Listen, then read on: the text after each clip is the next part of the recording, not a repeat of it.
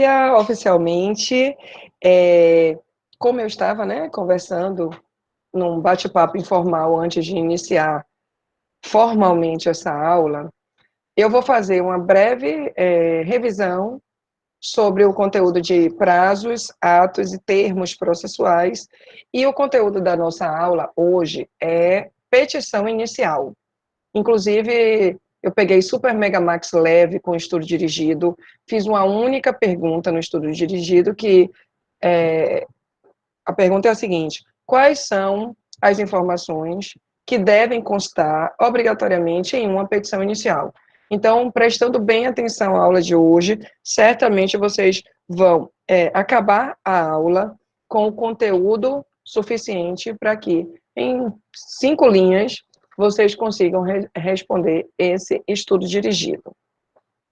Mas considerando que eu forneci uma aula de atos, termos e prazos processuais no YouTube e algumas pessoas não viram, eu só vou fazer uma micro-revisão de 10 minutos. Fiz aqui uma programação com slides, né? Então, vou compartilhar esses slides com vocês. Deixe-me abrir aqui.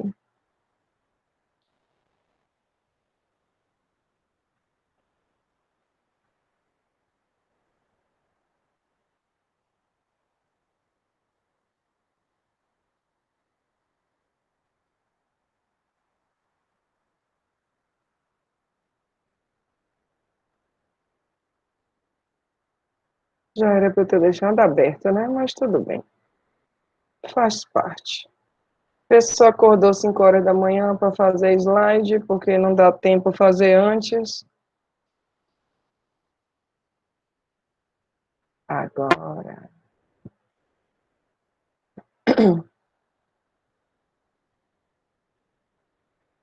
Vocês conseguem ver?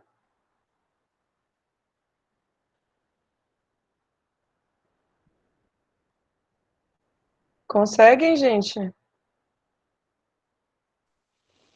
Ok. Ai, massa. É porque quando eu coloco na minha tela, eu perco a visão de vocês. Beleza.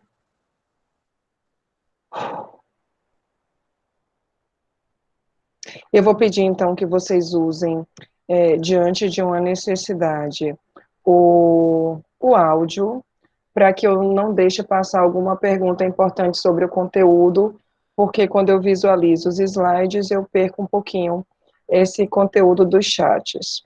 Nesses slides, vocês vão receber aí, inclusive material que se inicia com partes e procuradores, né? Eu deixei aqui bem esquematizado, foi um slide, inclusive, que eu usei com vocês em aula, o Alegatio Factum Principis. Eu fiz crescer esses slides com as despesas processuais, então, custas processuais, emolumentos e, e honorários. Deixa eu voltar para o chat.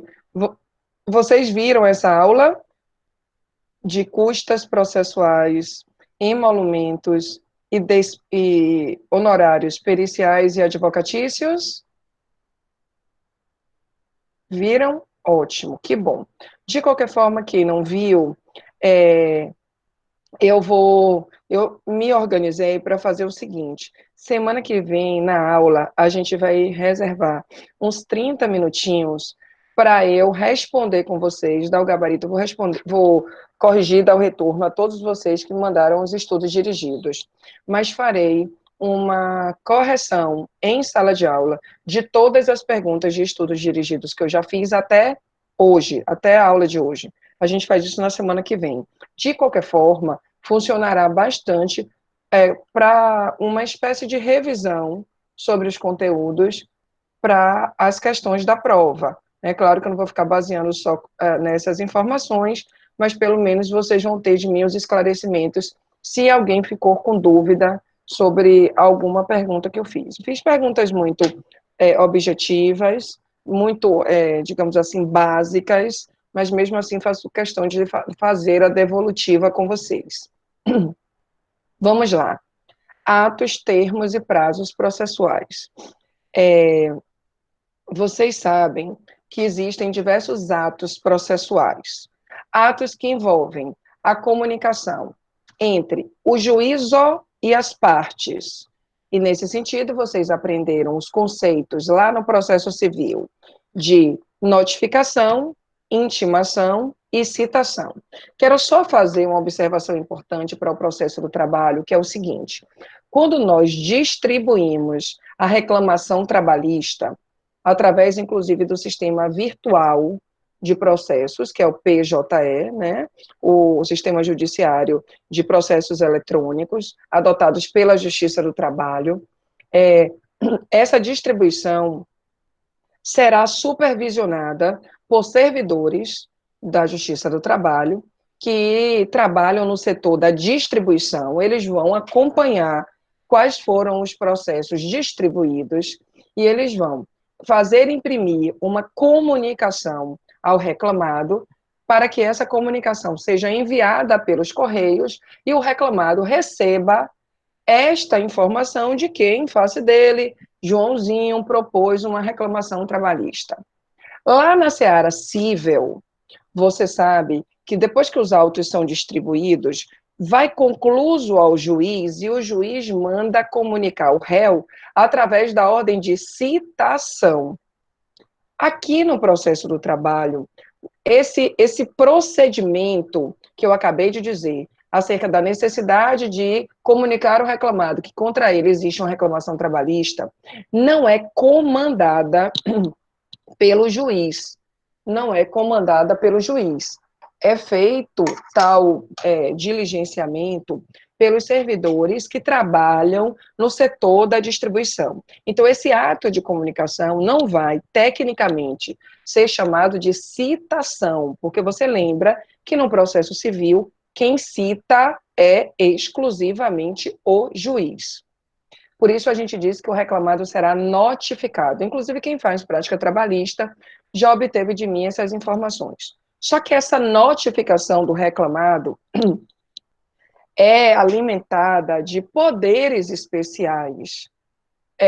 Esses poderes, ou até melhor, esses efeitos especiais, são os mesmos efeitos da citação, inclusive culminando na revelia, caso esse reclamado não se faça comparecer à audiência, ou se não apresentar a defesa, vai ser confesso, a confissão ficta quanto à matéria de fato. Então, disse que esse ato de comunicação do réu, no início da tramitação processual, é uma notificação com efeitos de citação, ok? Notificação com efeitos de citação. Agora, claro que também existe na Justiça do Trabalho aquele ato de citação comandado pelo juiz. Na fase de execução mesmo, o juiz precisará citar o executado para pagar o crédito em favor do reclamante, agora exequente, sob pena de penhora. Teremos também os atos processuais de intimação, como acontecem no processo civil. Além desses atos que envolvem a comunicação entre o juízo e as partes, a gente tem os atos de comunicação entre juízos. Por isso, vocês viram eu explicando sobre carta precatória, carta rogatória, carta de ordem. Então, entre juízos de comarcas ou jurisdições distintas de um mesmo país, a gente usa carta precatória. O juiz solicitante é o deprecante, o juiz solicitado é o deprecado. Envolvendo juízes, colaboração entre juízes do estrangeiro, né, o brasileiro com o estrangeiro, face-á esta solicitação de colaboração através da carta rogatória. E esses comandos envolvendo a hierarquia funcional da justiça acontecerá mediante carta de ordem. Essa carta de ordem é utilizada por um juízo de hierarquia superior quando determina o cumprimento de alguma ordem pelo juiz de hierarquia inferior. Então, não é bem uma colaboração, mas é um comando, é uma requisição. Por isso, falamos em carta de ordem. Bem, coloquei aqui uma sequência de artigos da CLT que te esclarecem informações relevantes acerca dos atos, termos e prazos processuais. Vamos, então, citar só as principais delas. Primeiro, por favor, sobre duração da realização dos atos. Saiba que esses atos de intimação, notificação, citação, acontecerão em dias úteis, podendo se realizar das 6 da manhã às 20 horas. Por favor, não confundam com o intervalo de tempo que as audiências devem acontecer na Justiça do Trabalho. As audiências devem ser designadas, marcadas, também em dias úteis, mas elas acontecerão das 8 às 18 horas. Essa informação vocês encontram no artigo 813 da CLT. Então, olha, eu já vi questão de OAB trazendo pergunta para você como se fosse complete a frase. Os atos processuais serão públicos na Justiça do Trabalho e se realizarão das tracinho às tracinhos. Tracinho. E a resposta é das 6 às 20 horas em dias úteis. Se eu quisesse completar a frase, mudando um pouquinho assim, as audiências acontecerão na Justiça do Trabalho também em dias úteis, das, tracinho, às, tracinho, das 8 às 18. Eu acho que eu coloquei o artigo 813 aqui nos meus slides. Mas eu não vou ficar procurando esse artigo, até porque eu tenho muita coisa para falar. Você, eu sei que acredita na minha memória, anota aí 813 da sua CLT. Ainda no artigo 770, vale ressaltar que, em que pese os atos acontecerem em dias úteis, o parágrafo único permite que a penhora possa ser realizada em domingos ou feriados, desde que exista uma autorização expressa específica do juiz do trabalho. Então, e essa penhora, inclusive aos domingos e feriados, acontece quando o oficial de justiça, por exemplo, já tentou nos demais dias, né, de segunda a sábado, porque sábado é dia útil para fins de realização dos atos processuais, já tentou fazer em outros dias, mas essa penhora não pôde ser concretizada, por dificuldade de encontrar o executado, porque ele trabalha, porque o bem a ser penhorado não se encontra no trabalho, enfim. Então, de forma fundamentada e com autorização expressa, pode sim o juiz determinar que essa penhora aconteça ou em domingo ou até em feriado. Bem, fluindo aqui, porque eu disse que não dava para falar tudo, vale lembrar, não porque é difícil, mas porque é importante, lembrar como nós faremos ou fazemos a contagem dos prazos no processo do trabalho.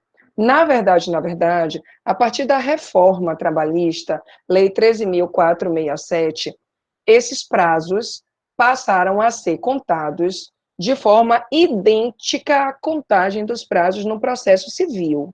Então, só para que você entenda essa informação, eu sei que o CPC é de 2015, só que a Justiça do Trabalho não acompanhou essa forma de contar os prazos com a mudança do CPC.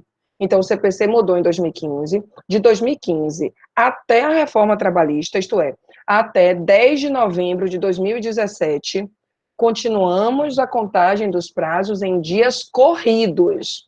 Tudo bem que sempre adotamos aquela regra de exclusão do dia do começo e inclusão do dia do final. Sempre adotamos isso. Mas antes contávamos os prazos em dias corridos.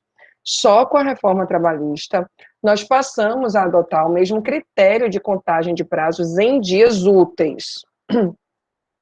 Então, essa informação está expressa no artigo 775 da CLT, que você consegue enxergar na sua tela. Devo chamar a atenção que, em determinados casos, em determinadas hipóteses, é extremamente necessária, diante dos ditames da razoabilidade, da proporcionalidade, a ser entendido pelo juiz, ou até nos casos de força maior, esses prazos podem ser prorrogados. Mas, claro que essa prorrogação seguirá aí a necessária determinação judicial. Isso está posto no parágrafo 1º do artigo 775 da sua CLT. Também é possível que o juiz altere a ordem de produção dos meios de prova, se achar conveniente ou adequado em relação ao caso concreto. Se isso acontecer, também o juiz, através de decisão, né, se manifestará no sentido da modificação da ordem probatória. Isso vai acontecer, meus queridos, sempre que for necessário, para facilitar o que o acervo probatório tem a apresentar. Deixa-me ver aqui. Vixe, mensagens. O que estava na tela? Sofia, meu amor, a tela não apareceu para você? Estava falando do artigo 770. Isso, pronto, isso. Isso que E eu queria, depois o artigo 775. A tela aparece para você?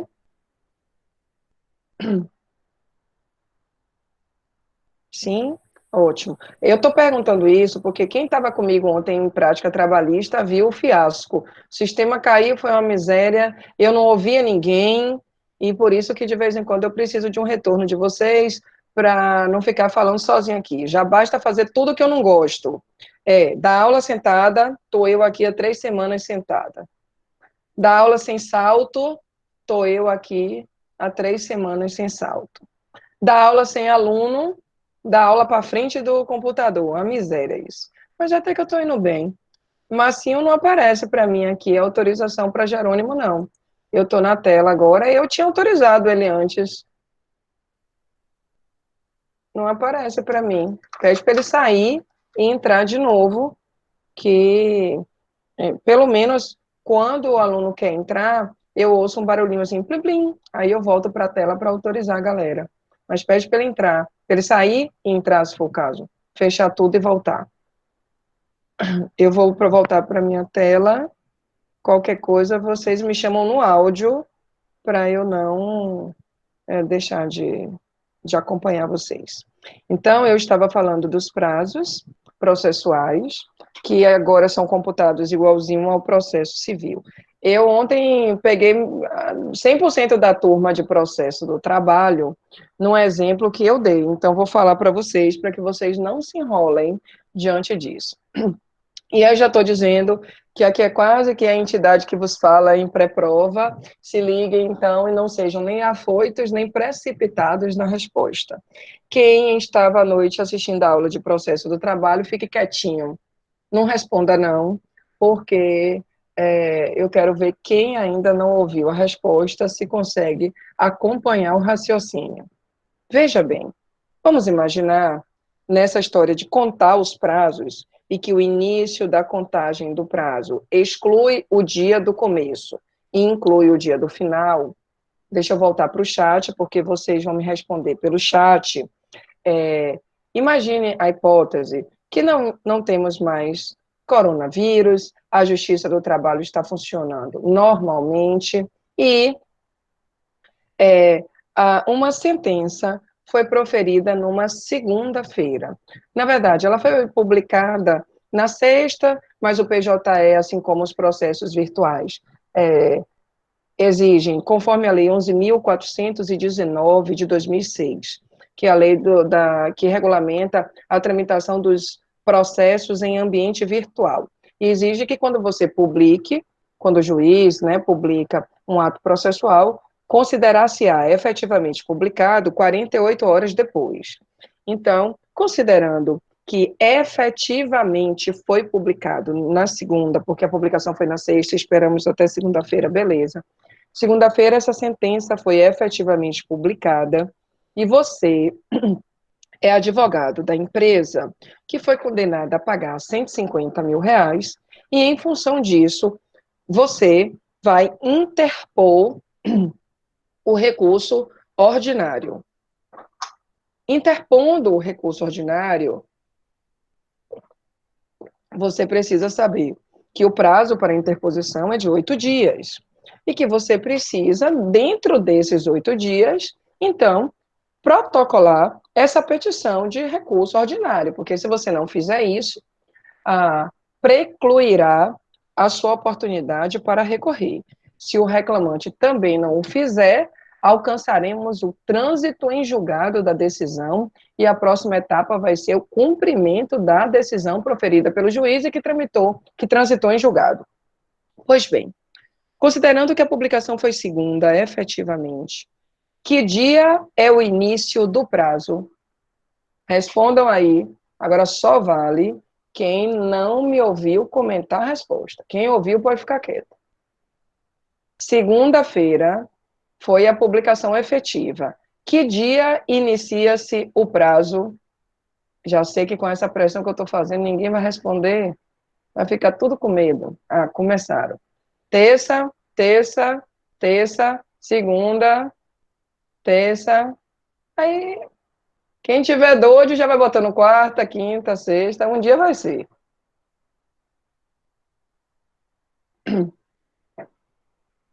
Bem, a segunda é a terça, né, velho? Bora lá. Eu vou voltar para minha tela e vou dizer que, inclusive, quem respondeu que é terça errou. Aí quem respondeu que é terça, franziu a testa aí, arregalou o olho, que porra é essa? Eu errei? Ah, se a publicação foi segunda, o início do prazo não é terça, não? Não.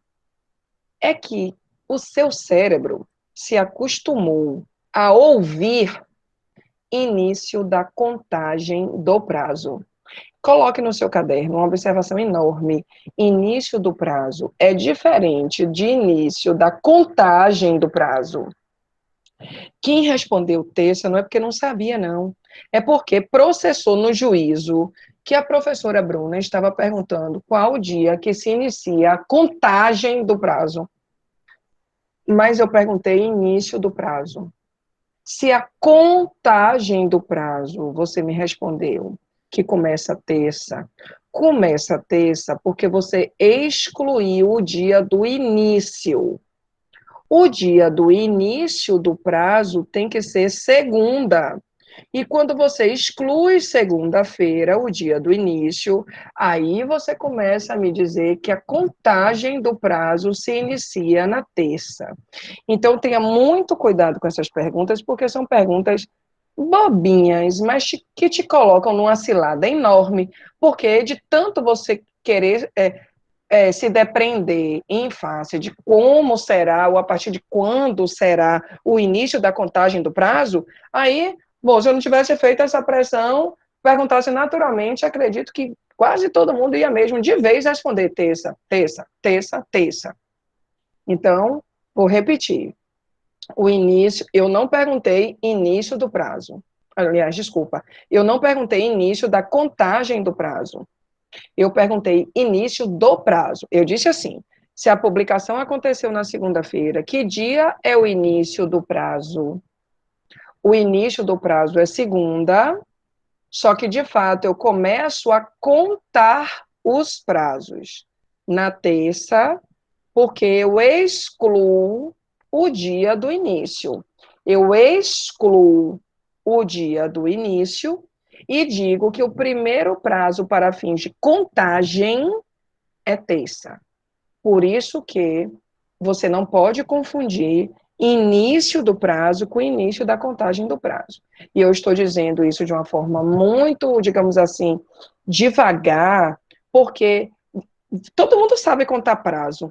Ninguém tem dúvida disso. Só que vocês foram projetados, esses 4 anos de vida acadêmica, para querer contar o tempo do prazo, mas ninguém te pergunta que dia é o início do prazo, só te pergunta início da contagem do prazo. Então, o início da contagem é mesmo terça, porque o início do prazo é segunda, só que eu não conto o dia do início e só começo a contar no dia seguinte, se for dia útil. Aproveitando que eu falei disso, na aula sobre prazos, eu mencionei 2 importantíssimas súmulas do TST. A súmula 1, que diz que quando a notificação, a intimação, enfim, o ato processual for publicado na sexta, o início do prazo é sexta e o início da contagem do prazo é segunda, se for dia útil. Se não for dia útil, o início da contagem será no dia útil subsequente. E a súmula 262, também do TST, que vai dizer que quando o ato processual for publicado no sábado, e é possível, sim, a publicação do sábado, no sábado, porque é dia útil, só que não tem expediente forense. Mas se for publicado no sábado, porque não tem expediente forense, eu vou considerar que, na verdade, essa publicação foi publicada na segunda. Se foi publicada na segunda, ou no próximo dia útil, né? Considerando que segunda é dia útil. Se foi publicada na segunda, o início do prazo é segunda. E o início da contagem do prazo é na terça, ou dia útil subsequente. Então, essas duas informações estão, obrigada, Beta, respectivamente, na súmula 1 e na súmula 262 da sua do TST. Suspende-se os prazos, né, na Justiça do Trabalho, de 20 de dezembro a 20 de janeiro, em função do direito de férias do advogado. Depois dos atos processuais, na minha rotina aí normal da apostila, é o estudo da petição inicial. Só que eu preferi deslocar para cá esse assunto que você vê aí na sua tela, que é a possibilidade de homologação pela Justiça do Trabalho de acordo extrajudicial, porque eu coloquei isso na apostila, mas hoje de manhã, fazendo os slides, eu vi que essa informação ficou no meio da petição, entre petição inicial e contestação, então não gostei de como eu botei na apostila, eu então resolvi transportar para cá. Então a gente vai falar de petição inicial depois que a gente falar disso aí. O que você está encontrando aí na sua tela é a transposição do capítulo 3A, que foi todo ele, do 855B até 855E, todo ele incluído pela Lei 13.467, que é a reforma trabalhista. Então, informações introdutórias. Vou te explicar que a Justiça do Trabalho também é competente para homologar acordos extrajudiciais. Então, até para a aula ficar mais leve, mais light e igualmente dinâmica, imagina só, eu sou empregada, você é o empregador, você me despede. Eu já tenho 10 anos de empresa. A homologação desta rescisão no sindicato da categoria não é mais obrigatória. A reforma trabalhista mudou isso. Antes era obrigatória para aquele empregado que tinha mais de 1 ano de vínculo empregatício. Agora não. Agora eu posso ter 1 ano, posso ter 20 anos de empresa, sendo despedida. O tempo de serviço não exige que a homologação aconteça perante o sindicato. Mesmo quando acontecia perante o sindicato, isso não tirava o direito de o empregado, se entender que ainda existia algum direito material do trabalho violado, esse empregado poderia ingressar com ação na Justiça do Trabalho, fazendo a reclamação trabalhista, buscando a tutela daqueles direitos que não foram resguardados. Naturalmente, tudo que foi pago na rescisão do contrato de trabalho, em caso de condenação na Justiça do Trabalho, tudo que foi pago deveria, ou sempre aconteceu, a dedução, a compensação, justamente para não gerar aí enriquecimento sem causa. Então, eu ingressei com a reclamação trabalhista em face do meu ex-empregador, mas se na rescisão do meu contrato de trabalho consta que eu recebi o aviso prévio indenizado, na Justiça do Trabalho eu não vou receber de novo o aviso prévio indenizado se ele foi pago corretamente. Senão, isso daria a mim um enriquecimento ilícito, sem causa. Pois bem, só que antes, a Justiça do Trabalho, quando eu falo antes da reforma, a Justiça do Trabalho jamais existiu ou foi competente para homologar acordos extrajudiciais. Então, tinha que ter uma lide mesmo, uma jurisdição contenciosa de autor e réu, para que o juiz do trabalho pudesse apreciar o caso concreto, se na audiência ou no curso do processo existisse a possibilidade de fazer acordo entre as partes, nem assim o juiz estava vinculado à homologação do acordo. Aliás, o juiz não está vinculado até hoje. Eu já repeti para você em aula algumas vezes a súmula 418 do TST. É ato facultado do juiz a homologação de acordo. Não funciona, então, como direito líquido e certo para as partes, e, por isso mesmo, é incabível o mandado de segurança, já que não existe direito líquido e certo nessa hipótese. O juiz vai analisar, claro que é meta para qualquer magistrado, a homologação de acordos, mas se o juiz perceber que aquele acordo viola um direito do trabalhador, que, por sinal, é irrenunciável, é indisponível, é claro que o magistrado não vai homologar esse acordo, e não deve homologar mesmo, sabe por quê? Porque, na verdade, quando o magistrado homologa o acordo entre as partes,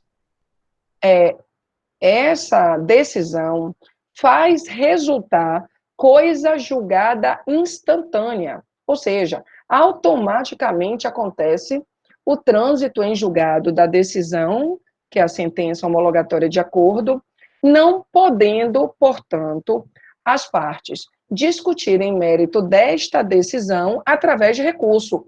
Você sabe que o acordo homologado não cabe para as partes o direito de recorrer.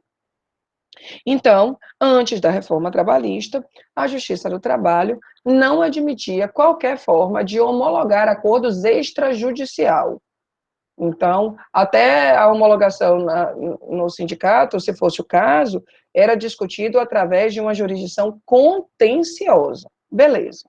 Só que o brasileiro é criativíssimo, espertíssimo, no meu linguajar, hiper mega max ninja. Aí o brasileiro começou a raciocinar assim, a Justiça do Trabalho não homologa o acordo que eu fizer com o meu empregado extrajudicialmente. Tá bom, eu vou mandar o empregado ir para a Justiça, diga a ele que eu só pago as verbas rescisórias na Justiça, inclusive porque quando eu pago até no sindicato, ainda corre o risco de depois ele entrar com ação para reclamar outros direitos, então eu digo a ele que só pago na Justiça, às vezes eu até mando ele já procurar a doutora Thais, advogada, que na verdade é coligada da empresa, mas vai funcionar como advogada do reclamante, para propor ação trabalhista. O reclamante, desde já sabia que ele ia receber 10 mil reais na Justiça do Trabalho, mas que era necessário fazer isso até para dar uma segurança jurídica à empresa, a fim de que esse empregado não mais reclamasse em outro momento essas possíveis verbas trabalhistas. Se você não entendeu o que eu estou falando, sabe o que eu estou falando? Lide simulada. Vocês certamente já ouviram falar em lide simulada, tá? E você quer perguntar? Não? Beleza. Lide simulada acontecia e acontece, infelizmente, até hoje na Justiça do Trabalho, que é esse faz de conta, né? Faz de conta que o empregado propõe uma ação trabalhista para que, quando o juiz encontre as partes em audiência, que pergunte se há possibilidade de acordo, as partes a empresa ofereça o acordo, o reclamante aceita, o juiz homologa e assim tem a segurança de não poder mais discutir quaisquer pontos pertinentes àquele acordo. Para acabar esta ninjaria na Justiça do Trabalho, o objetivo aí foi sanar essa chance de simulação de lide, oportunizando a homologação extrajudicial de um acordo. Então, o juiz do trabalho vai agora ser competente para homologar esse acordo que, porventura, seja feito extrajudicialmente. Agora, detalhes importantes desses artigos que eu fiz questão de copiar. Primeira coisa, imagine, então, que eu empregada, fui despedida por você, fizemos um acordo extrajudicial. Elaboramos uma petição conjunta e o objetivo é que nessa petição esteja indicado o resumo dos fatos, que funcionam como motivadores da relação de trabalho, vai narrar, claro, a minha despedida, as verbas pendentes de pagamento, o valor que eu estarei recebendo e a discriminação dessas parcelas que estão sendo pagas. O objetivo é que esse acordo feito por nós seja apreciado e homologado pelo juiz do trabalho. Em havendo homologação, então nenhuma das partes poderá, em outro momento, reclamar quaisquer direitos pertinentes a esses que foram acordados nesse acordo extrajudicial. Só que para essa hipótese, observação número 1, não se aplica o ius postulandi, isto é, as partes devem estar obrigatoriamente acompanhadas de advogado. Então, lembra que eu te falei do ius postulandi? Você, inclusive, fez a atividade dos princípios, você já encontrou que na Justiça do Trabalho nós aceitamos o ius postulandi.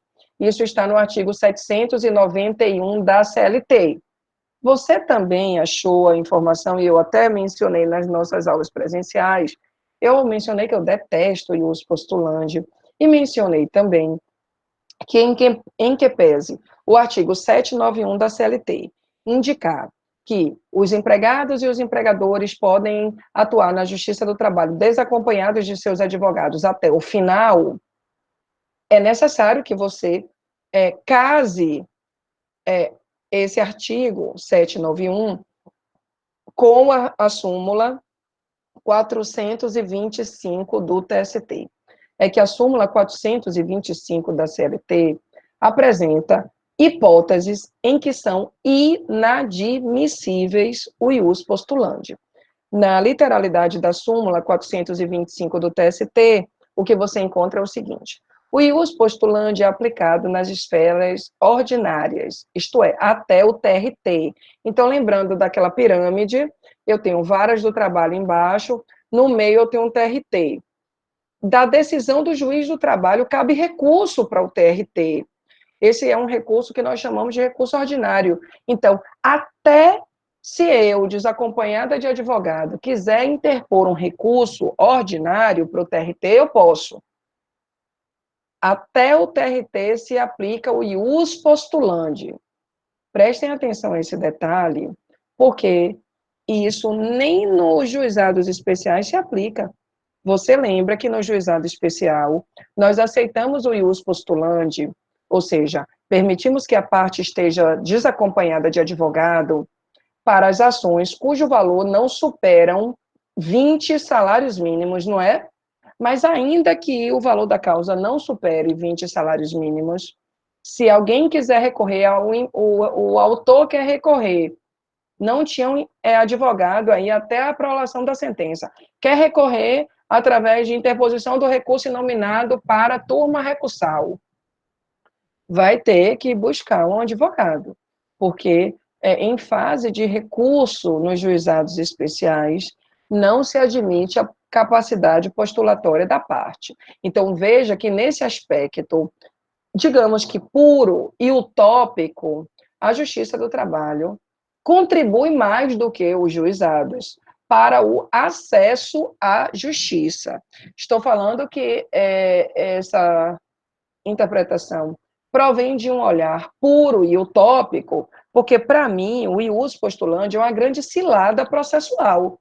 Deixar uma parte desacompanhada de advogado, e imagina que na Justiça do Trabalho, os atos são muitas vezes realizados oralmente, em audiência, o juiz do trabalho manda as partes se manifestarem oralmente, e a parte desacompanhada de advogado vai ser atropelada pela preclusão, se ela não souber que aquele momento é o momento oportuno para a realização de determinado ato processual.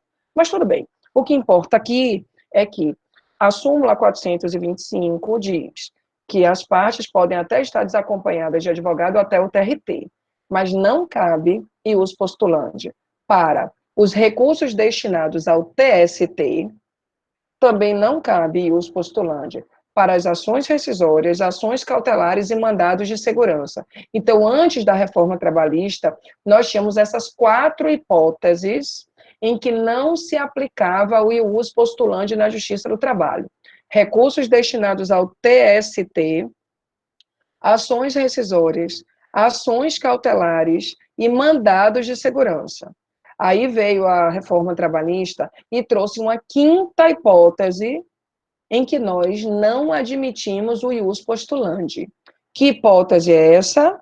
Homologação de acordo extrajudicial.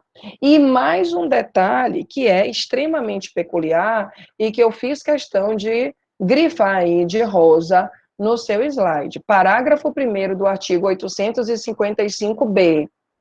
Não pode ser um advogado comum para as 2 partes, não. Nessa petição que visa fazer com que o juiz analise esse acordo extrajudicial e homologue, é preciso que cada parte tenha um advogado distinto. Então, se eu sou a ex-empregada e você o ex-empregador, nesse acordo de homologação, aliás, nesse pedido de homologação de acordo, essa petição precisa estar assinada com um advogado para mim e um advogado para você. Ai, Jesus, Jerônimo não está conseguindo entrar. Gente, entra pelo site. Marcondes, não está aparecendo para mim nenhum tipo de pedido de autorização. Será que eles já conseguiram entrar? Deixa eu ver pelos nomes aqui. Nenhum dos dois. Ô, gente, só um instantinho, eu vou de qualquer forma abrir então aqui meu celular para ver se esse pedido está vindo aqui pelo meu celular, que de vez em quando já aconteceu isso. Eu não gosto de ir pelo celular, porque quando eu vou pelo celular dá microfonia, mas para oportunizar a aula aí eu vou ver aqui, peraí.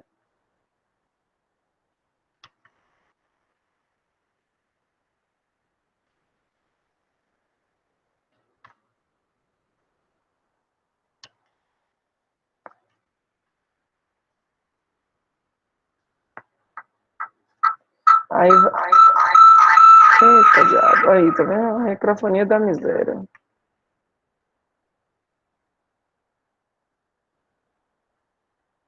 Ninguém tá pedindo autorização para mim.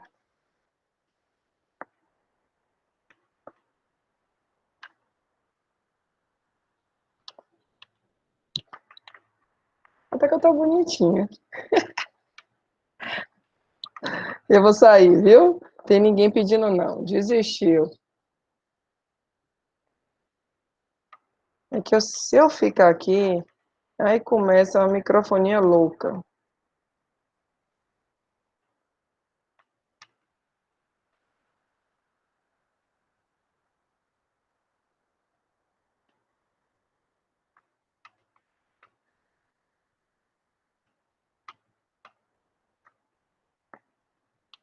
Pronto, vamos lá. É bom que você respira. Bem, eu estava te dizendo, então, que a partir da reforma trabalhista, admitimos a homologação de acordo extrajudicial, só que é preciso que as partes tenham advogados distintos. Também quero te dizer o seguinte, o fato de eu e você, acompanhados pelos nossos respectivos advogados, elaborarmos uma petição conjunta, requerendo que o juiz homologue esse acordo extrajudicial, não significa dizer que o juiz está vinculado à homologação desse acordo. O juiz permanece livre para analisar o acordo e homologar ou não. Veja isso. Se o juiz homologa, ótimo. Coisa julgada, vamos aguardar o cumprimento desse acordo. Se não houver cumprimento, vamos para a fase de execução. Agora, se o juiz não homologa, aí o processo vai acontecer com a necessidade de que seja feito. Então, foi feito um processo pedindo a homologação, o juiz não homologou o acordo, então a parte vai ter que fazer uma reclamação trabalhista, buscando efetivamente a discussão dos temas, dos direitos trabalhistas violados, para que esses direitos sejam analisados pelo devido processo legal. Olha o que diz o artigo 855, a petição de homologação de acordo extrajudicial suspende o prazo prescricional da ação quanto aos direitos nela especificados. Então, lembra que a gente tem aquele direito de agir de 2 anos a contar da extinção do vínculo empregatício? Se nós fizermos essa petição pedindo a homologação do acordo, esse prazo prescricional será suspenso. Suspende-se o prazo prescricional. Agora, o prazo prescricional só voltará a fluir do dia útil seguinte ao trânsito em julgado da decisão que negar a homologação do acordo. Então, veja, se o juiz recebe essa petição de acordo e não homologa, não é nessa ação de jurisdição voluntária que vai continuar o fluxo do processo para discutir, então, o que é que o empregado tem ou que não tem direito, não. Lembre-se do princípio da distrição. O juiz está distrito ao que foi pedido. O que é que foi pedido? A homologação do acordo. Então, ou o juiz homologa ou o juiz não homologa. Se o juiz não homologou, aí o reclamante, se quiser, que proponha uma outra reclamação trabalhista, que vai funcionar mesmo como uma ação de conhecimento naquele fluxo normal que a gente vai estudar a partir de alguns instantes, quando eu já começar a tratar de petição inicial. Agora, quando as partes propuseram essa ação de homologação de acordo extrajudicial, haverá suspensão do curso da prescrição bienal, daqueles 2 anos para propor ação trabalhista. Lembre-se que o artigo 855-E fala de suspensão do prazo. Então, vamos imaginar, eu fui despedida, 1 ano depois, eu consegui com a empresa fazer um acordo, e aí estou pedindo homologação na Justiça do Trabalho, eu e a empresa em petição conjunta. Passou aí 1 ano para a gente fazer isso. Quando propusemos esta ação de jurisdição voluntária, suspende-se o prazo prescricional. Na verdade, eu ainda teria ali mais 1 ano para propor a ação, porque a prescrição é bienal, 2 anos. Como fizemos esse pedido de homologação extrajudicial, suspende-se. Eu já gastei 1 ano, ainda resta 1 ano. Durante o curso desse processo, que visa homologar o acordo extrajudicial, essa prescrição se manterá suspensa. Não estou contando o prazo. Vamos supor que o juiz, por sentença transitada em julgado, não homologou o acordo. Pronto. Do trânsito em julgado, agora eu vou ter mais 1 ano, que é só o que resta da minha prescrição bienal. Note que o artigo citou a palavra suspensão, não interrupção de prazo. Se fosse interrupção, eu ia ter o prazo inteiro e de novo. Mas, em face da suspensão do prazo, se eu tinha um prazo de 2 anos para propor uma ação, eu já propus o pedido de homologação, gastando 1 ano desse prazo, eu só vou ter mais 1 ano, que é o que me resta. Todo mundo compreendeu essa explicação? Eu estou no chat. Beleza. Massa, massa, massa. Agora, fluindo, então, para petição inicial. Eu vou preferir petição inicial, depois eu falo da audiência. Eu vou falar primeiro da petição e, quando chegar o momento processual de audiência, a gente fala. Quem é meu aluno de prática, especialmente vocês que assistiram à prática na turma da manhã, já viram que eu pedi para fazer um mapa mental, né? Eu pedi também para o povo da noite, mas em função dos obstáculos da aula de ontem, eu acabei suspendendo esse prazo para entregar, então, só na outra semana, não na semana que vem, mas na outra semana. Para vocês eu não preciso estender esse prazo, até porque nós fizemos um mapa mental na própria aula de prática. Então, acredito que se você me acompanhou direitinho na aula, você já tem esse mapa mental. O mapa mental eu coloquei mais ou menos assim: atendimento ao cliente, fizemos uma filtragem do atendimento ao cliente, precisamos elaborar a petição inicial. Essa petição inicial bem elaborada, ela vai ser distribuída perante o juízo competente, e essa distribuição é o ato formal de início da marcha processual.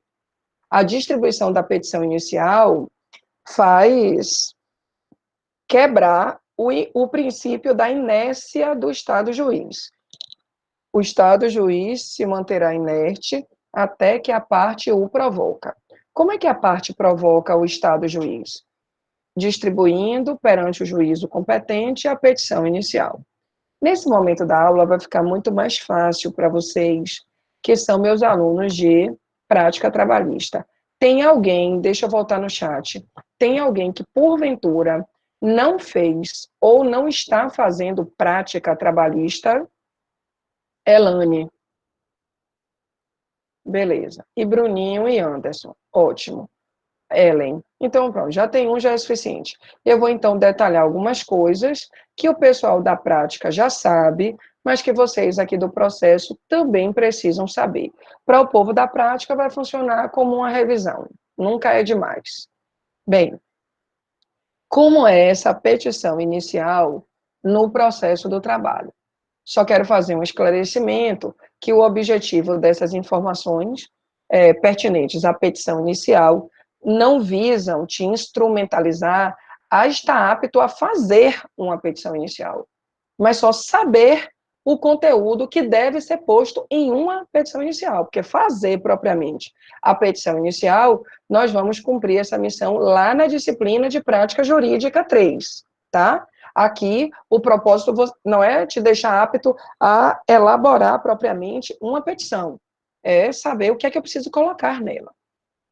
A petição inicial é, portanto, uma peça processual em que o reclamante, que é aquele que acha que tem direitos materiais violados, então é uma petição, uma peça profissional, em que o jurisdicionado, que entende que tem direitos materiais violados, elabora para quebrar a inércia do Estado juiz. Então, essa petição que o jurisdicionado elabora para quebrar a inércia do Estado juiz e buscar a tutela dos seus direitos materiais violados, é o que nós chamamos de petição inicial. Se ele tem mesmo direito ao que ele diz ter sido violado, aí são outros 300. Aí quem vai ver é o devido processo legal, com a tramitação de todos os atos processuais, até, se for o caso, a decisão por sentença, o trânsito em julgado, enfim. Beleza? Então, essa petição elaborada por um jurisdicionado que entende ter direitos materiais violados para quebrar a inércia do Estado juiz e ter concretizado essa proteção, essa tutela, é o que nós chamamos de petição inicial. O processo do trabalho requer, então, desta petição inicial para que os atos processuais sejam disparados. Você sabe que não cabe aí o juiz ser um protetor de ofício dos direitos violados do empregado. Não dá. Vamos imaginar que eu seja empregada da empresa X. E eu sou super amiga do Rodolfo Pamplona. A propósito, eu tenho que falar. Eu fiz uma live ontem de tarde, Beta estava lá, fiz uma live, aí alguém, não sei quem foi, alguém escreveu na live assim, eu vou até assistir de novo a minha live, para eu ver quem foi que falou, mas alguém disse assim, tudo o que eu quero é uma live sua com Rodolfo Pamplona. Aí eu li e comentei, eu fiz, Rodolfo, meu amigo, uma pessoa brilhante, fantástica, foi meu professor, meu melhor professor, de fato, eu tenho um carinho, um apreço que não tem concorrência. Ninguém concorre, no meu conceito, de pessoa e de profissional do direito do trabalho com Rodolfo Pamplona, tá? É tipo assim, na Bahia ninguém concorre com Ivete Sangalo, né? Então ninguém concorre também, no meu conceito, com Pamplona. Aí eu não fiz uma live nem de direito do trabalho, eu estava falando de oratória, da arte de falar em público, só sei que de noite, depois que eu acabei minha aula de processo do trabalho, que eu já estava louca de cansaço, eu falei, não, vou assistir Marília Mendonça. Quando eu fui procurar Marília Mendonça no Instagram, mas ela fez a live pelo YouTube, eu achei, aí eu vi aqueles directs, sempre respondo a todos os directs, era o Rodolfo Pamplona, né, me elogiando pela live e dizendo que eu tinha que contar aos alunos por que ele me chamava de teoria do caos. Eu disse, professor, nessa live que eu fiz, os alunos pediram essa live nossa. Aí ele prontamente se comprometeu comigo, me deu o telefone da assessora, eu já tinha, mas ele me deu de novo, pediu para eu entrar em contato com ele, com a assessora, para marcarmos essa live vai ser marcada ainda hoje, eu vou divulgar, eu sei que ele está repleto de lives, acredito que ele só tem aí oportunidade, sei lá, no final do mês, não interessa, mas a pedidos faremos essa live. E aí, eu vou deixar todos na curiosidade sobre teoria do caos e sobre esse meu apelido até o dia da live. Quem já sabe, tudo bem, quem não sabe, vai me ouvir aí com Pamplona nesse bate-papo bem interessante. Então, vou divulgar, quero vocês lá prestigiando o meu professor queridíssimo, que foi quem tanto me inspirou para eu ser o que sou hoje como professora de Direito do Trabalho. Quero minha torcida organizada e a do Rodolfo Pamplona, que é 10 milhões de vezes maior que a minha, também. Mas vamos lá. Nessa petição inicial, ela precisa necessariamente ser diligenciada e distribuída na Justiça do Trabalho, perante o juiz competente. Quem regulamenta a petição inicial, e já vou dando as dicas para você responder o seu estudo dirigido, estou fazendo o estudo dirigido para você, né, de tantas reclamações que vocês estão fazendo pelos estudos dirigidos. Quem regulamenta essas informações é o artigo 840 da CLT. O artigo 840 da CLT vai te informar quais são os dados, as informações, os elementos que vocês precisam constar em uma petição inicial. A petição inicial, ela pode ser escrita ou verbal. Inclusive, o próprio artigo 840 vai trazer esta informação acerca de poder ser a reclamação trabalhista escrita ou verbal. Já já eu volto para a tela que eu estava antes. Veja agora a literalidade do artigo 840. O parágrafo 1º menciona a petição inicial na forma escrita. E o parágrafo 2º menciona a possibilidade da reclamação acontecer na forma oral. Aí você está pensando assim, como é uma reclamação oral? E eu chego lá e vai dizer o quê? Calma aí que eu lhe explico. Vou seguir a ordem do artigo 840. Então, o caput te diz, a reclamação poderá ser escrita ou verbal. Parágrafo 1º.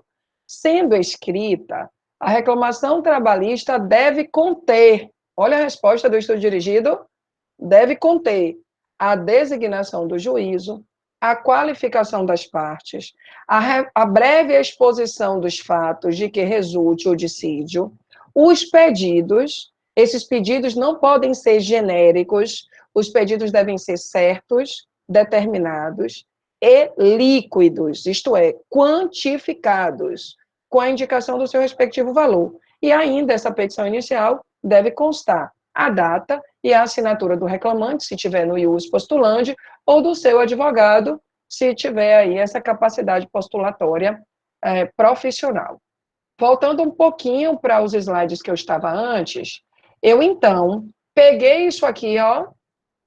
Deixa eu ver aqui.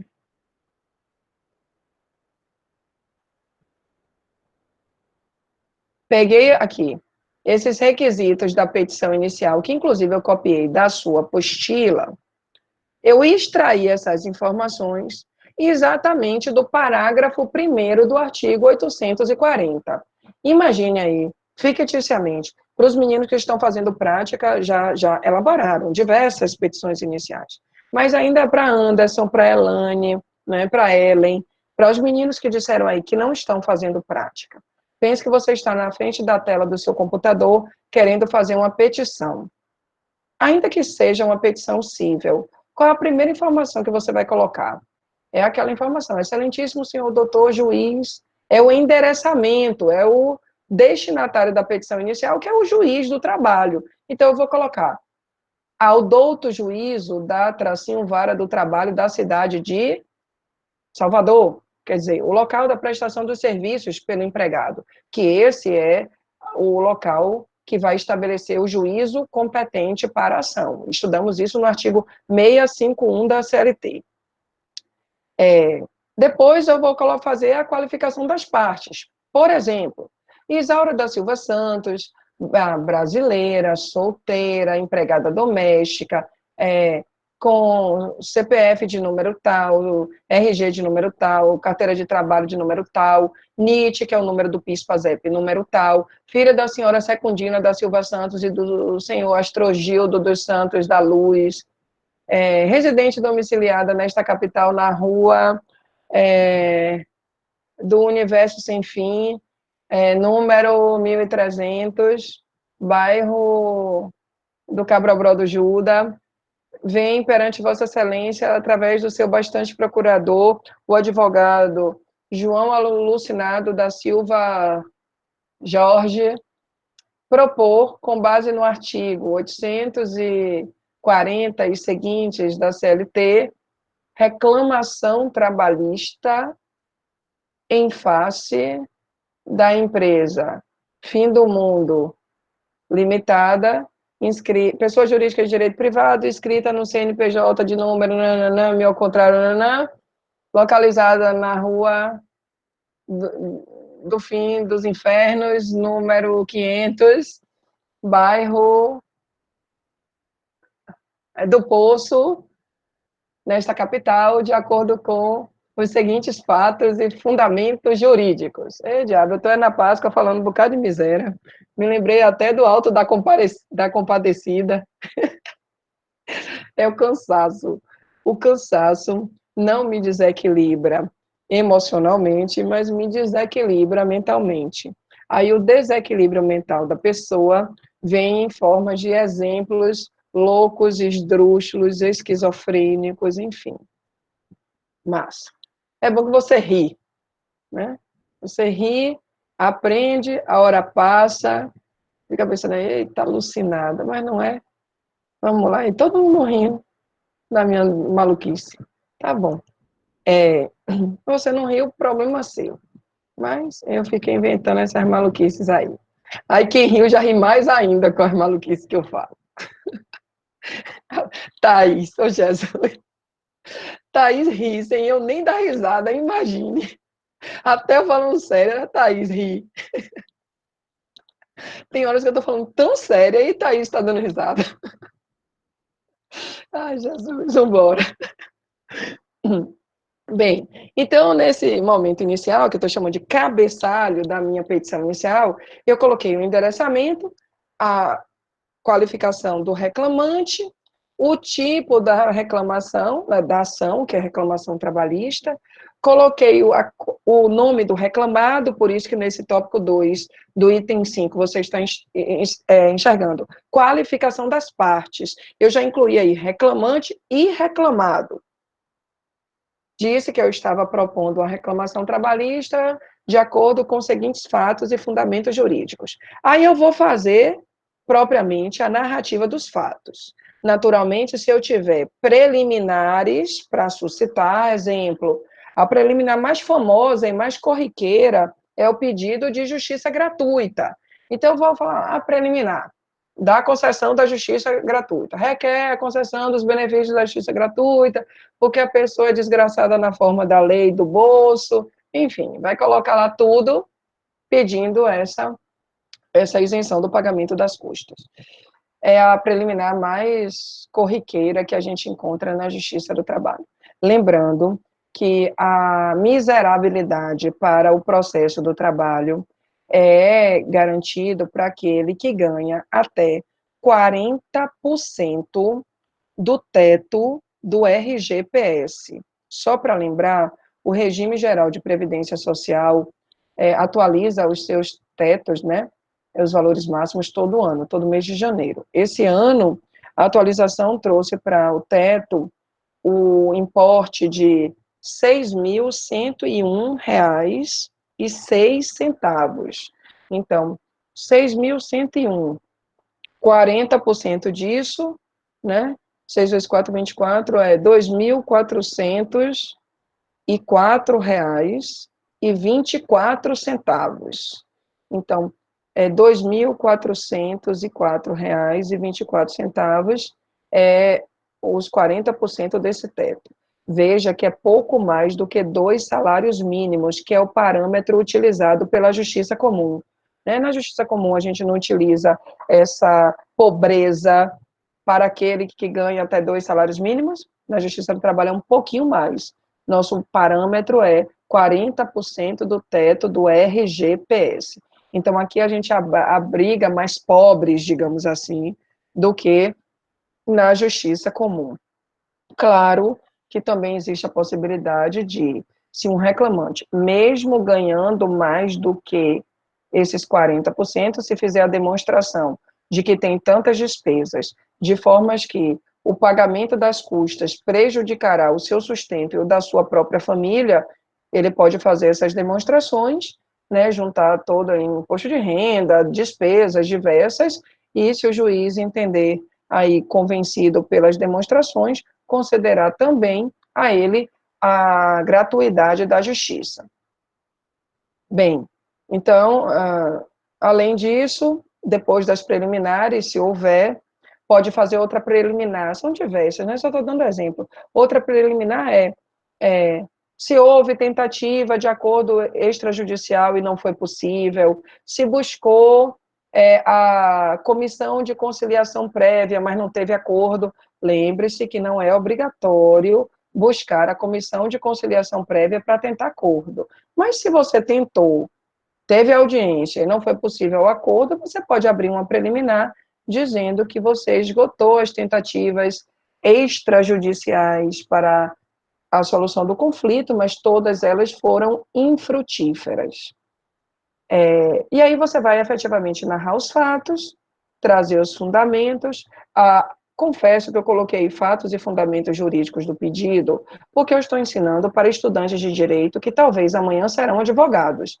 Mas na letra expressa do 840 da CLT, você só vê aqui, uma breve exposição dos fatos. Não tem aqui a exigência da fundamentação jurídica, porque os juízes do trabalho só precisam saber dos fatos porque eles dirão o direito.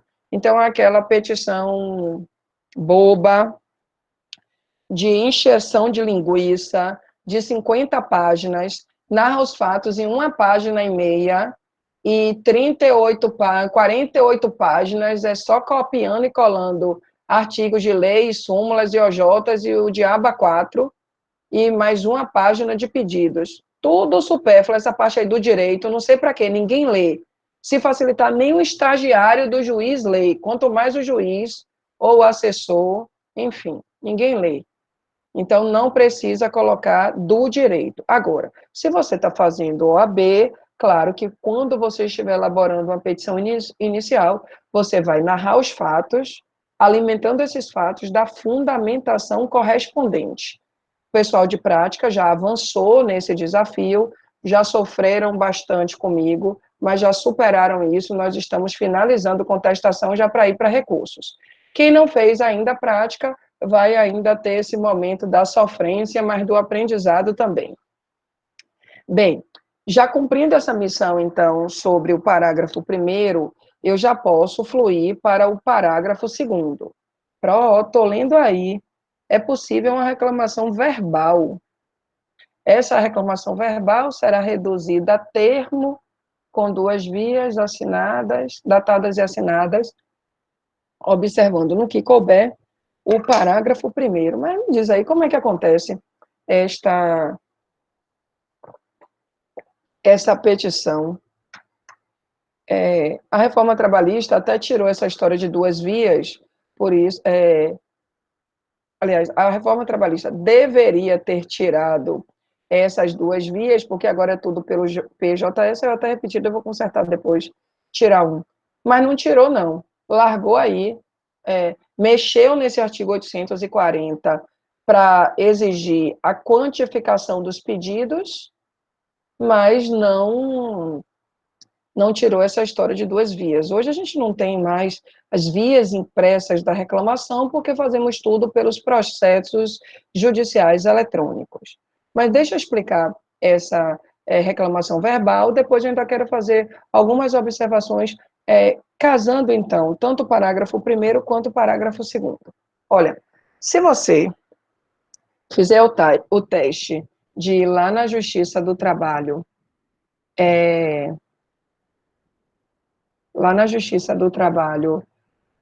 dizendo assim, moço, por favor, eu descobri que me disseram que eu podia fazer uma reclamação verbal. Como é que faz? Eu vou onde? Você vai ver uma má vontade de outro planeta.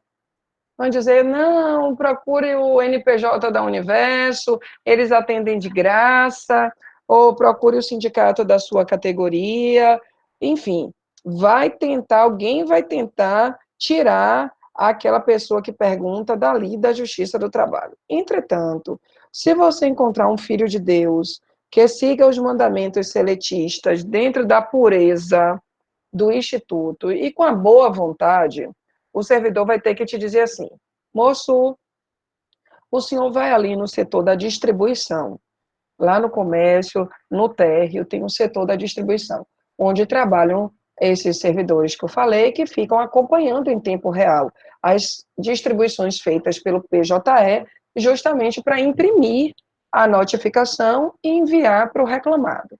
Então, vá ali no setor da distribuição. No setor da distribuição, o atendente vai cadastrar no sistema o nome do reclamante, vai também perguntar o nome e o endereço do reclamado. E vai apertar o comando de executar para distribuir o processo, como se já existisse uma petição que foi distribuída.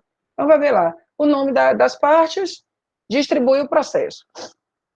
Quando fizer isso, vai gerar um número do processo. Um número do processo, apontando, inclusive, qual a vara do trabalho que tramitará essa ação. Vamos imaginar que caiu na 10ª vara do trabalho.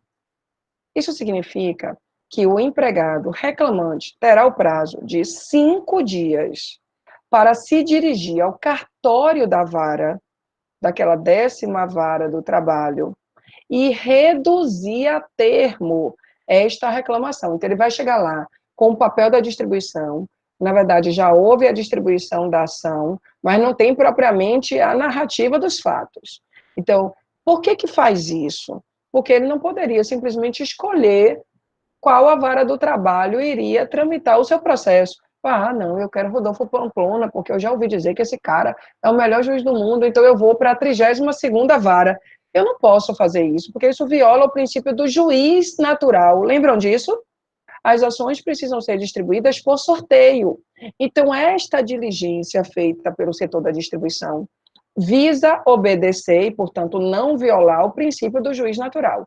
Distribuiu, a parte tem que ir, no prazo de 5 dias, na secretaria da vara. Aí será atendida essa parte pelo escrivão ou secretário, que reduzirá a termo, e aí eles vão funcionar como os atendentes judiciários dos juizados especiais, que atendem os clientes e reduzem a termo as queixas de juizados, bem parecido, mesma coisa. Observando-se no que couber, nesta redução a termo, por favor, faça constar, já está lá a qualificação das partes, faça constar a breve exposição dos fatos, faça o pedido tem que ser certo, determinado e líquido, independentemente do rito. Coloca a data, imprime, manda o reclamante assinar, né, e escaneia, ou se o reclamante tiver certificado digital, não precisa nem imprimir para assinar, ou, inclusive, existe uma resolução do TST que basta essa assinatura digital do servidor, e aí nem precisa a assinatura do reclamante. A assinatura do servidor confere a ele, claro, fé pública para reduzir a termo esta reclamação trabalhista. Veja bem, no início do semestre, nós estudamos os possíveis ritos. Falamos de rito sumário, é aquele adotado para causas que não superam os 2 salários mínimos. Falamos do rito sumaríssimo, quando o valor da causa não supera os 40 salários mínimos. E o rito ordinário, quando o valor supera 40 salários mínimos. Eu te disse que antes da reforma trabalhista, só os ritos sumário e sumaríssimo exigiam a quantificação dos pedidos. Exigia que o pedido fosse líquido. Mas depois da reforma trabalhista, tanto o rito sumário permaneceu exigindo isso, quanto o rito sumaríssimo, mas principalmente o rito ordinário, que antes não exigia a quantificação do valor, passou a exigir. Por isso que agora você vai precisar abrir a mente, ultrapassar esse bloqueio, porventura, matemático que você tenha. Não estou mandando você fazer como eu, se formar em matemática, mas ou você vai aderir aí a algum app, algum programa, algum app de cálculos, para que você alimente esse programa e tenha aí a planilha de cálculos realizadas para a petição inicial, ou você vai trabalhar em conjunto com um calculista que te forneça esses valores dos pedidos que você constou na petição inicial. Pode contratar Márcio, excelente pessoa, calculista competente, já fez cálculos em alguns processos meus. Márcio é um fofo, alma boníssima. Eu posso servir, inclusive, de garota propaganda de graça de Márcio. Tem problema nenhum. Pois bem, só para revisar, a quantificação do valor você entendeu, ainda que você não saiba fazer a conta, mas você entendeu. Mas eu quero revisar o que é o pedido certo e o que é o pedido determinado. Olha, pedido certo envolve a natureza jurídica do bem que se pretende tutelar. Aí, a essa hora, professora, 9h53, em plena Páscoa, eu estava rezando para que fosse mesmo quinta-feira santa e a senhora nem viesse aqui dar esse assunto. Eu te amo, mas eu não queria essa aula hoje. 9h52, você vem para mim falar que pedido certo é a natureza jurídica do bem da vida que se pretende tutelar. Entendi, PN. Natureza jurídica do bem da vida que se pretende tutelar. Veja bem, natureza jurídica do bem da vida que se pretende tutelar. Férias, 13º, hora extra, aviso prévio, indenização por danos morais, adicional de insalubridade, adicional de periculosidade, adicional noturno, recolhimento de FGTS. Esses são os bens da vida para o direito do trabalho que se pretende tutelar. Agora, se você só fizer pedido certo e não determinar e não quantificar, esses pedidos serão genéricos e sua petição vai ser considerada inépita. Haverá pelo juiz o indeferimento da petição inicial se, uma vez intimado, você não emendou essa petição. Então, não basta que o pedido seja certo, é preciso que o pedido seja determinado. O que é um pedido determinado? É um pedido que especifica o período, o exercício ou a quantidade quantidade não é valor. Veja bem, período, exercício ou quantidade. Exemplos. Não basta pedir férias proporcionais. É preciso pedir férias proporcionais a 9/12. Olha a quantidade, ou seja, a proporcionalidade das férias. Agora, além dessa quantidade, eu preciso quantificar, eu preciso do valor. Então, eu vou dizer, férias correspondentes a 9/12, acrescidas do terço, no valor de R$ 1.750,28. Não basta eu pedir adicional de insalubridade, eu vou ter que dizer adicional de insalubridade em grau mínimo, ou em grau médio, ou em grau elevado, porque isso daí vai interferir na quantificação, que vai ser 10%, 20% ou 40% do salário mínimo ou do piso da categoria. Não basta eu pedir horas extras, eu vou ter que dizer horas extras correspondentes a 1 hora extra durante todo o vínculo trabalhista, no valor de X reais. Todo mundo me entendeu? O que é o pedido certo, o que é o pedido determinado e também a exigência do pedido quantificado. Se os pedidos não atenderem a essas determinações do parágrafo 1º do artigo 840, serão julgados extintos sem resolução do mérito. Sem resolução do mérito. Em função do adiantado da hora, eu vou finalizar o conteúdo aqui, vou pedir que vocês coloquem aí no seu caderno.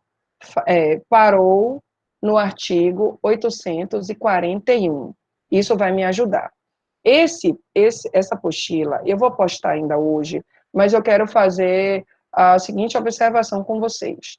Essa apostila vai crescer enquanto tiver quarentena, porque eu sei que já é difícil para você se concentrar aí na sua casa. Imagina se eu estivesse falando aqui sem nenhum tipo de acessório. Eu sou aquela professora de quadro, de louça. Como eu não tenho o quadro, ainda que eu tivesse, esse quadro ia se projetar de forma espelhada para você, você não ia enxergar direito.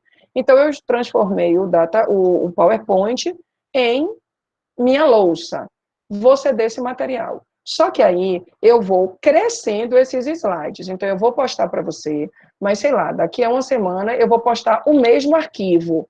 Então, por favor, pegue ele de novo, porque você vai ver, se hoje tem 51 páginas, depois vai ter 80, depois vai ter 100, até enquanto durar a quarentena. Eu não vou ficar nomeando em arquivos diferentes, não. Eu vou fazer o mesmo arquivo, é o mesmo slide, processo do trabalho, aulas de processo do trabalho. E aí esse arquivo vai se completando a cada semana. Ok, gente? Muitíssimo obrigada pela atenção, pelo respeito, pelo carinho de todos vocês. Eu desejo do fundo do meu coração, se você acredita em Deus, uma excelente Páscoa, que vocês sejam alimentados por esse sentimento de ressurreição, de recomeço, de luz, de esperança, que são sentimentos que a gente precisa demais, sempre, ainda mais em tempos atuais, com essa dificuldade que está atingindo a todos nós, ao Brasil e ao mundo. Mas a gente não pode perder a esperança, nem pode perder a nossa consciência de cidadão, de ser humano, para que a gente possa, de alguma forma, contribuir para ajudar o próximo, para fazer o bem e para desempenhar com louvor e honra as nossas missões. Então, eu jamais comecei algo na minha vida que eu não acabei. Eu comecei matemática e acabei, eu comecei direito, eu só vou acabar quando eu morrer, eu comecei o mestrado, eu acabei. Eu não gosto muito de começar as coisas e deixar pela metade. Então, se a missão de vocês agora é estudar, estudemos. Se a missão é concluir esse curso que vai abrir seus caminhos, ou que vai, digamos assim, satisfazer o seu ego, porque tem gente que não quer nada profissionalmente com direito. Ótimo, vamos concluir essa missão. Digo sempre que nós aprendemos e somos cada vez mais evoluídos quando nós temos a capacidade de superar os desafios, os obstáculos e as dores. Ninguém se torna uma alma evoluída exclusivamente pelo amor ou pelos frutos que a vida te deu. Evoluímos pela dor, pelos obstáculos e pelas superações dos obstáculos. Então, são essas mensagens de estímulo que eu gostaria de transmitir para vocês, né? E desejar a todos uma boa Páscoa. Aliviei no estudo dirigido, em função da piedade que aflora o meu coração, né? Você já sai da aula com esse estudo dirigido concluído essa semana. Pelo menos qualquer coisa você chore no pé dos outros caboclos, porque essa daqui já resolveu sua vida. Um beijo. Tchau, meus amores. Beijo, beijo, beijo. Obrigada, Marcinho. Obrigada por tudo. Beijo em todos vocês.